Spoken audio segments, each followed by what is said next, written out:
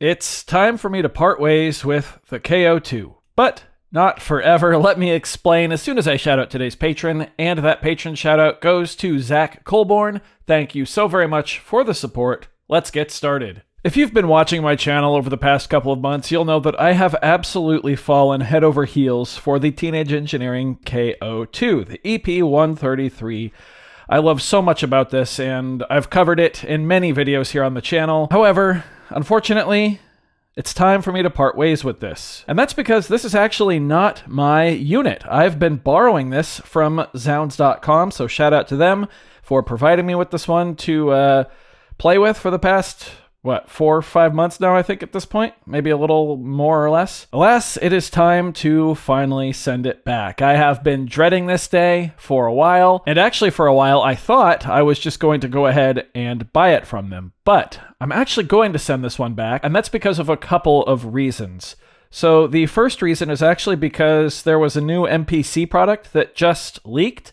The MPC sample. I'm not exactly sure when it's coming out, but the rumor is that it's going to be $400 US, so within the ballpark of the KO2, and it looks like it wants to be sort of a direct competitor, even though I think it's going to be a very different device just because, the MPC workflow versus the glory that is this incredible workflow here. Anyway, I figured I would go ahead and send this back and then borrow the MPC sample once that comes out and form some opinions on that, and then do a comparison video to the KO2. Now, the second reason that I'm okay sending this back and getting one at a later date is because this is the 64 megabyte version, which up until a month or two ago was the standard version, but Teenage Engineering has discontinued this one and released a 128 megabyte version. So that's now the standard. So that's double the storage. So my plan is to send this back, get my hands on the MPC sample when that comes out. Hopefully it's sooner than later.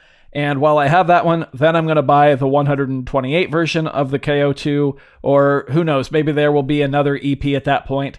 I'd also like to try the Rhythm, but I'll get a new EP at that point and then be able to compare it with the MPC sample. Anyway, back to the matter at hand, the KO2 on the desk, the one I'm about to package up and send away. I wanted to send it off right, as it were.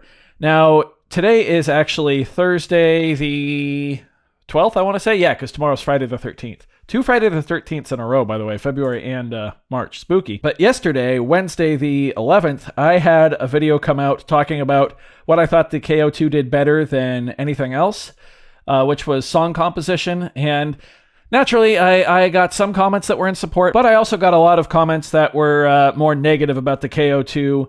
And it was clear to me, just either I didn't do a good enough job explaining what I meant, or they just didn't get it. Incidentally, almost all of those comments were in favor of another piece of gear, something I've already mentioned in this video, gear that I've been somewhat critical of in the past. I'm not exactly the biggest fan of those devices. Not saying I'm a Teenage Engineering fanboy either. I think that the OP1 Field, the OPXY, the speaker, the desk, they've got some incredibly stupid stuff. Not necessarily the devices themselves are bad, but the price, it's horrid. Like, come on, what are you guys doing over there at Teenage Engineering? I had pretty much all but given up on Teenage Engineering, and then I got my hands on this, and I'm like, oh, okay, they still know how to do it at a lower price point. Anyway, back to the whole point I was trying to make. I wanted to send this thing off right, so I actually sat down this morning, and in about an hour, I came up with the skeleton of a song, and I want to go live drum to it out in the beat barn. So let me play you what I came up with really quick here, and then we'll go drum to it. So the idea is that it's alternating, actually, what's the tempo? It's at 100 BPM, and it's alternating between 4/4 and 3/4 with some implied metric modulation in there to make the 3/4 sections feel like they're at a completely different tempo. Again, this is the skeleton. The drums aren't really programmed well at all. In fact, I only have 3 drum sounds for the whole thing right now. I'll add on to those in a minute when we go out to the barn. Here's the skeleton.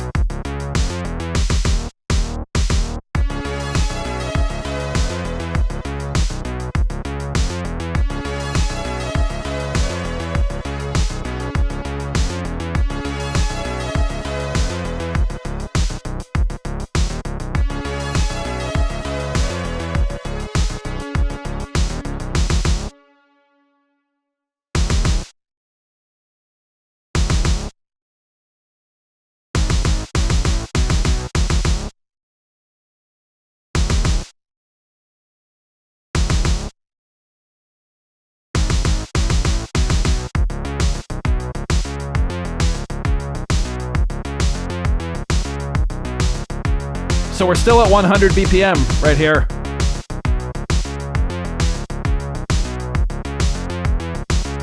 Follow that bass line.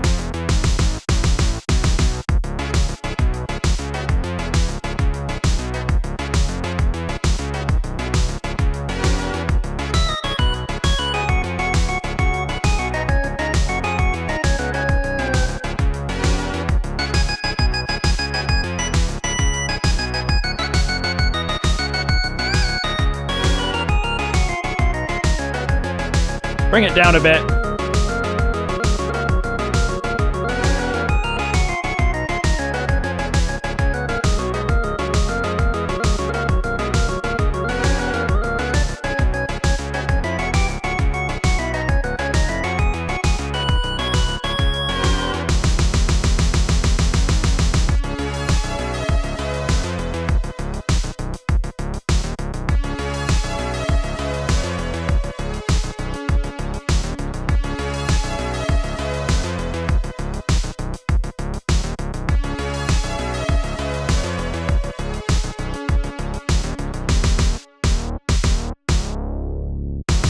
So there you go. There's the bare bones of the song. Obviously, it's nothing really fleshed out or anything like that, but I just wanted to compose something really quick that had structure, had some cool rhythmic elements to it, and then go live drum it. So let's go live drum it right now.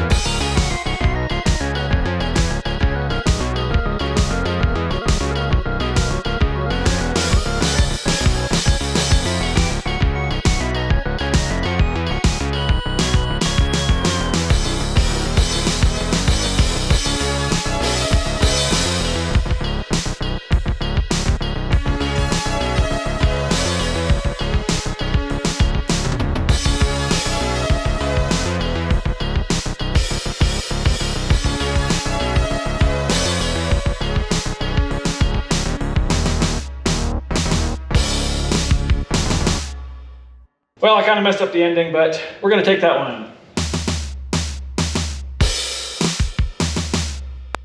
Yeah, oh well. Good enough. That's going to do it for this one. Let's wave one final goodbye to the KO2, but I'm confident that it'll be back in some form or another. I do hope you found this one informative or at least entertaining. If you did, be sure to leave a like on it. If not, you can always leave a dislike. That's okay too. Doesn't hurt my feelings, just makes me try that much harder next time. Either way, be sure to hit that subscribe button, ring that notification bell. Thank you all so very much for being here. Thanks for watching. We'll see you next time. Bye.